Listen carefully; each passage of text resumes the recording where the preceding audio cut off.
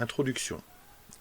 Le livre de Mormon est un volume d'écriture sainte comparable à la Bible. Il est le compte-rendu des relations de Dieu avec d'anciens habitants de l'Amérique et contient la plénitude de l'Évangile éternel. Il fut écrit par l'esprit de prophétie et de révélation, par beaucoup de prophètes du temps passé. Leurs paroles, écrites sur des plaques d'or, furent citées et abrégées par un prophète et historien du nom de Mormon. Les annales parlent de deux grandes civilisations. L'une vint de Jérusalem en 600 avant Jésus-Christ et se sépara plus tard en deux nations, appelées Néphites et Lamanites. L'autre arriva beaucoup plus tôt, quand le Seigneur confondit les langues à la tour de Babel. Ce groupe porte le nom de Jarédites. Après des milliers d'années, tous furent détruits à l'exception des Lamanites, lesquels comptent parmi les ancêtres des Indiens américains. L'événement culminant du livre de Mormon est le ministère que le Seigneur Jésus-Christ exerça en personne, peu après sa résurrection, parmi les Néphites. Le texte expose la doctrine de l'Évangile, décrit le plan du salut et dit aux hommes ce qu'ils doivent faire pour obtenir la paix dans cette vie et le salut éternel dans la vie à venir. Après avoir terminé ses écrits, Mormon remit le récit à son fils, Moroni, qui ajouta personnellement quelques paroles et cacha les plaques dans la colline Cumorah.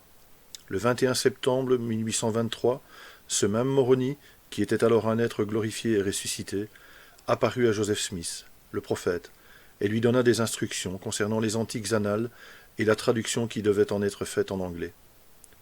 En temps voulu, les plaques furent remises à Joseph Smith, qui les traduisit par le don et le pouvoir de Dieu. Les annales sont maintenant publiées dans de nombreuses langues et constituent un témoignage nouveau et supplémentaire de ce que Jésus-Christ est le Fils du Dieu vivant et de ce que tous ceux qui viennent à lui et obéissent aux lois et aux ordonnances de son évangile peuvent être sauvés.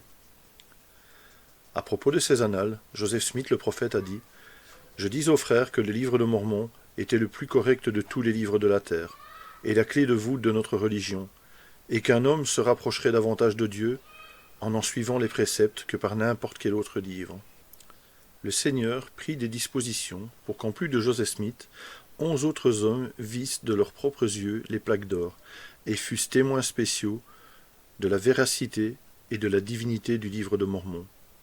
On trouvera sur leur témoignage ci-après sous le titre « Témoignage de 3 témoins » et « Témoignage de 8 témoins ».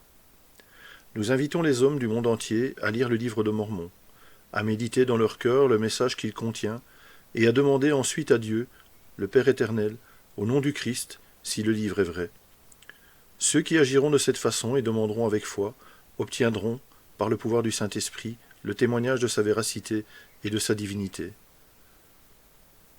Ceux qui obtiendront ce témoignage divin du Saint-Esprit sauront aussi par le même pouvoir que Jésus-Christ est le Sauveur du monde, que Joseph Smith est son révélateur et son prophète en ces derniers jours, et que l'Église de Jésus-Christ des 5 derniers jours est le royaume du Seigneur établi de nouveau sur la terre pour préparer la seconde venue du Messie.